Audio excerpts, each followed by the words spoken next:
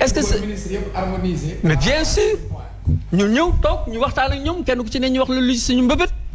nga andi sa staff say généraux wala say directeurs ñooñu jël ay décisions fermes et non plus un protocole d'accord boo xam ne on va le ranger dans les tiroirs comme d'habitude. Très bien alors ma ñëw ci Omar Faye peut-être laata may ñëw ci sëñ Saliou ak Thiat on y va kon xam nga ñëw ci Thiat d'abord parce que li mu wax c'est important quoi. oui c'est très important. très important c'est que Serigne a dit ñu ñëwaat ci moom joxaat ko beneen temps de parole alors Thiat par rapport ak li tukkee peut-être ci rencontre bi bonne appréciation nga si def est-ce que dal na sa xel cette sortie du ministre ak ñi jot a génn mu di Pala Meng ak Innocence Ntap Ndiaye. Bon d'abord dama bëggoon tuuti rek rafraîchir la mémoire de ma sister xam naa rafraîchir la mémoire moom bonul daal wala su fekkente ne mun na tout de suite Macky Sall mu wax ko man may kan wala man fan laa bokk. Pour rappel deux étapes rek laa la ci wax mooy ñun ñooy ñi nga xamante ne bi affaire yi tàngee moom ci ñun la ñëwoon ñaan ñu wàllu daal nañu dimbali leen ma pour élection yi. te xëy na bu ñu amoon attitude boobu noonu poste yi mu joxe ñu bëri xëy na yi mu jox ay ñoom Mansour yooyu peut-être bu ñu ko nangoon ñu ñoo fay toog tey. élection 2011 et 2012 ça c'était juste pour rappel quoi. beneen affaire bi ma bëgg a wax Mansour nee na déggoon nañ ci ay points yu bëri mais benn point kese la nangoo wax mooy mbirum bii yeneen points yi yan la nañu ko wax. quand tu dis déggoon nañ ci points yu bëri yan point la pourquoi benn rek ngeen ci nangoo wax benn ngeen ci wane décret bii nii ma gis nii. comme yeneen ni décret yi rek après da ngay gis maire yi ñoo koy laxasee caaf parce que amul njëriñ ci dëkk bi chaque fois signé dégg nga fi décret bu ne mais rien en ci application bi ci mujj mooy bi gën a sonal askanu Sénégal mooy mbirum luyaas décret génn na ci mise en œuvre loi fu mu ci toll loi sax génn na ci tey la Sénégalais yi gën a sonn ci mbirum luyaas donc très rapide ci génn bi signé mais rien du tout ci exécution parce que taxul ñu jóg ce que j'ai entendu tout de suite c'est un manque de respect parce que tu peux pas dire hier que bu ngeen bëggee ngeen grève bu ngeen bëggee ngeen nangam après tey nga ñëwaat taxaw ne déggoon nañ ci kàddu vraiment kontaan kërëb quand 14 syndicats le secteur du transport aujourd'hui li fa nekk ci ay Sénégalais ëpp na 4000 ou 5000 personnes quand ils ont décidé de faire leur grève ça paralyse tout un pays dans son entier waxuma la économiquement mais ñàngum xale yi paj mi leneen ak leneen ngeen ne yéen vous les ministres amu leen jot pour ñëw saafara coono boobu nga xam ne mooy jafe-jafe sénégalais bi gën a tagga tembe nañ ma wax ministres yi concerné wu ci affaire bii nii lan moo nekkoon seen occupation ci ces dernières 48 heures lu soxal askanu Sénégal nañ ma ko wax. mais Thiat est-ce que ñàkk jot la wala justement dañoo bëggoon bàyyi seen ministre de tutelle. non ñaari lecture moo ci am. ñaari lecture moo ci am xam nga dañ toll moment boo xam ne c'est un moment jëm ci ay local tous ces gens là du pouvoir qui sont soit mandatés quelque part pour doon candidat ou autre chose tout ce qu'ils veulent aujourd'hui c'est man maa régler problème bi man maa saafara solution man maa politique kese politique moo leen tax a jóg mais répondre uñ ci problème mu sénégalais yi benn affaire bi nga xamante ne gën na grawati aujourd'hui il y a des gens qui sont sortis pour dire déggoon nañ ci coin moo doon bi levé nañ ko mais c'est un manque de respect c'est un manque de respect total alors que yow point yi ëppal solo sax sénégalais yi yow waxu leen ci jëlu leen ci ay solution kon li ma mën a wax ba wax ko mooy ne man sama yéene mooy grève bi jeex sama sàkku mooy grève bi jeex parce que même bu fekkente ne Modou Ndiaye dafa am oto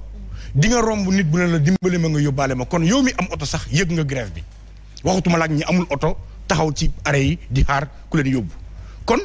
li ñuy sàkku di ko ñaan mooy grève bi jógee fi mais na fi jógee parce que dañoo solutionné wala dañoo apporter ay réponses yu claires ci seen ay revendications su ngeen ko deful di ngeen grévaat dans 3 mois xëy na foofu dina gën a méttiwaat moi je vous dis ngeen lever mot d'ordre mooy li may sàkku man waaye na ngeen ko lever sur des bases très claires parce que décret bi tekkiwul dara gëw ma ko beneen bi mooy ka ngeen def seen interlocuteur yorul problème kii bi yorul problème mënul régler problème mu sénégalais yi et je me demande pourquoi à chaque fois qu'il y a des remaniements ministériels moom c'est 2 ou 3 personnes yoo xam ne ñoom ñooy des ci gouvernement bi te fépp fu ñu munti jaar gaaf lañ fa def réglé wuñ benn problème mu sénégalais gaaf la ñuy def tout le temps Mansour est connu pour faire des gaffes dans les ministères yi mu jaar et ñëpp gis nañ ko contrat wu SONES bi jëlee fii jël seen au nangam nangam donc c'est une vérité. mais Thiat également sur quoi on peut se baser pour dire que. ndox mi ndoxu Sénégal ndox mi est-ce que gis nga qualité ndox bi am Dakar la qualité de l'eau les gens disent que saafara lañ ci sotti wala potoxol la ñuy naan alors que c'était son ministère. alors que il nous a vanté ay usines de dessalement des machines de trucs des postes pour lekk xaalis le poste bi ñu ko joxoon ci période corona bi lan lañ ci def où sont les contrats yi ñu joxe gré à gré bi sama xarit bi sama nangam bi naarali benn Modou Ndiaye après ñu def donc il faut qu'on règle ce problème ñun dañoo sonn ci ay benn nit wala 2 nit ñu jël réewu Sénégal bu ko pàccoo séddoo pour seen ay propre intérêt sénégalais yi toog di souffrir sortez et réglez ce problème des sénégalais parce que ça urge et je vous le dis tout de suite su ngeen lever seen mot d'ordre te amu leen satisfaction poñ yi ngeen di casse pour sénégalais yi benn yoon bu ngeen fi grévé ñun sénégalais yi ngeen amal affaire parce que bu ngeen ko réglé wul di ngeen fi gën naat grévaat. mais dañu grévaat parce qu'on va pas nous écouter. damay doon tuuti ci wax ci ministère des affaires étrangères yu waxagul maa ngi ñëw ci yow. donc ministère yi muy wax intérieur affaires étrangères forces armées. ak finance budget intérieur forces mais est-ce que vous avez jamais vu dans ce pays-là facture boo xam ne amul TVA état moo koy émettre fii mooy facture plaque yi les documents administratifs de transport les prix ont été doublés multipliés par 2 c'est-à-dire carte grise 7500 dem na 15000 plaque 21000 dem na 42000 sans TVA moo tax ñu convoqué ministère des finances ñu expliqué ñu loolu fan la état di defee ay factures yoo xam ne amul TVA pour lan loolu Sopre Technologie une société privée moo bind avec l'entête du ministère et de la DTR daal di signé ci suuf avec le cachet de Sopre Technologie dirigé par Balasek je ne personnalise rien du tout daal di ne doublé nañ tarif yi par arrêté numéro tel arrêté boobu ñun dégguñu ko le 28 juillet par force ñëpp la ñuy doublé yéen seen plaque bleue yi ngeen yor ku ko ci yor di nga fay 42000 francs te 21000 nga waroon a fay. doon kaas loolu ñun ñoo leen koy kaasal parce qu'il y a près d'1 million de véhicules nee nañ officiellement 650 000 mais il y aura des litiges extrêmement graves qui vont être jugés di nga gis oto yoo xamante ni 2 wala ba 5 véhicules yuy daw ci benn plaque c'est un problème à régler duggaguñ ci parce que plaque yu oto yu bees yi rek yu importé yi la ñuy dugal la ñuy immatriculé bés bu ñu commencé immatriculé plaque bleu yi yuuxu dina jóge fu ñu ko séentuwul woon. D'accord. te boobaa au lieu de 21 milliards rien que sur les plaques ce seront 42 milliards qui vont récolter waxatuma carte grise yeeg yeneen ak yeneen ak yeneen. waaw alors loolu est-ce que dañu war a toog di ko seetaan ci mbas mi ci période mbas mi état bi ñëpp di yokk diwlin ceeb et cetera ñun état bi dañuy yokkal suñu plaque di ko doubler loolu dañu war a toog di ko seetaan tracasserie policière fépp la ba ci concessionnaire état bi sax dañ leen di jàppale ci loolu boo maraîcher gi nii hein maraudage da ngay yor sa taxi war a génn ci région bi ñu ne la déet da ngay marauder ab agent bu boo maraîcher moo lay jàpp ànd ak benn policier wala gendarme taxaw fële ca mbaa fii ci biir dëkk bi ne la da ngay marauder yow nga yor sa taxi yëpp nit ne da ngay génn Dakar ñu ne la da ngay marauder te tu as le droit de le faire fay ko le 24 000 francs nga dem police centrale ñu fay la ko le 12 000 contravention bu amul fenn si suñu këyit 6 000 la yem est-ce qu'il faut continuer à laisser faire. mu nekk nii Cheikh Omar mais dafa bari ay problème boo ci commencé benn sax ñeneen ñi meral Fès essieu c'est pareil taxi yi c'est pareil à l'AIBD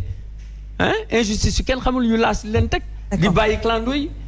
hein ñun clando yi bëgg nañ leen régulariser c'est tout c'est ce qu'on demande. alors Cheikh mu nekk énormément de points il y a beaucoup d'autres problèmes yoo xamante ni ñuy wax rek ay dañuy xaar peut-être ñu résoudre justement ces problèmes là. Moi je vais couper la poire en deux je m'adresse à l'État. D'abord grève bi da ngeen wane seen capacité d'organisation et de mobilisation pour wane ni que c'est un secteur boo xam ni c'est un secteur stratégique parce que dem ak dikk fu mu amul jafe-jafe bëri lay indi démb am na suma yaay bu ma romb côté jàmm gën mu boot doom yenu paanu jën amul oto nga wax mu ne la mënuma toog nga romb ouvrier ñiy jóge parcelle guddi di dox jëmali buntu Pikine am na ñu am malade et cetera transporteurs yi ay sénégalais lañ chauffeurs yi ay sénégalais lañ ñun ay sénégalais lañ mais ñi négocier xamuñu puusal ma toog xamuñu kalando xamuñu toog ci càccan xamuñu car rapide xamuñu luy dem jëlal mais boo xoolee ci ñaari fan man leen rek moo tax ma laaj leen seen 48 heures parce que ñaari fan ngeen wax je crois que seen message ak impact bi ngeen soxla woon jàll na dal na du dëgg